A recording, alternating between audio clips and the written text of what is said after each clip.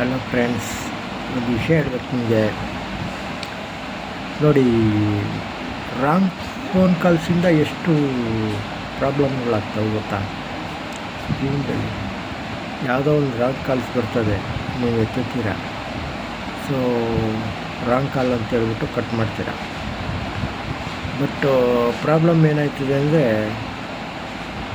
Next ಮತ್ತೆ phone call ಬರ್ತದೆ.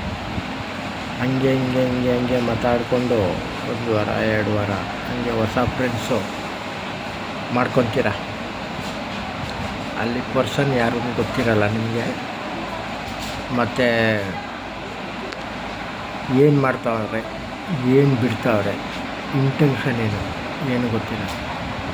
ಒಂದಿನ ಇಲ್ಲಿ ಬಂದು ಮೀಟ್ ಮಾಡಿಬಿಡೋಣ ಅಂತ ಹೇಳ್ತಾರೆ. ಸೊ ನೀವು ಮುಂದೆ ನೋಡ್ತೀರ, ಅನ್ನೋನ್ ಪರ್ಸನ್ನ ಹುಡ್ಕೊಂಡು ಮೀಟ್ ಮಾಡೋಕ್ಕೆ ಹೊಟ್ಟೋಗ್ಬಿಡ್ತೀರ. ಅಲ್ಲಿ ಪ್ರಾಬ್ಲಮ್ ಆಗ್ತದೆ. ಸೊ ಯಾವುದೇ ರಿಂಗ್ ಬಂದರೂ ಕಾಲ್ಸ್ ಬಂದ್ರೂ ರಾಂಗ್ ನಂಬರ್ ಆಯಿತಾ, ನಿಮ್ಮ ಲೀಸ್ಟಲ್ಲಿಲ್ವಾ, ಗೊತ್ತಿಲ್ವಾ, ನಂಬರ್ ಬ್ಲಾಕ್ ಮಾಡಿಬಿಡಿ.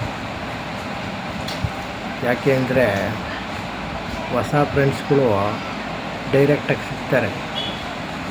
ಬಟ್ಟು ಫೋನ್ ಕಾಲ್ ಫ್ರೆಂಡ್ಸ್ಗಳು, ಅನ್ನೋನ್ ಪರ್ಸನ್ಗಳು ಬೇಡ. ಯಾಕೆಂದರೆ ಸುಮಾರು ಇಶ್ಯೂಗಳಿದ್ದಾವೆ. ಸೊ ಫೋನ್ ಕಾಲು ರಾಂಗ್ ನಂಬರು ಇದರಿಂದ ತುಂಬಾ ಪ್ರಾಬ್ಲಮ್ ಆಗ್ತಾಯಿದ್ದಾವೆ. ಜ್ಞಾಪಕ ಇರಲಿ.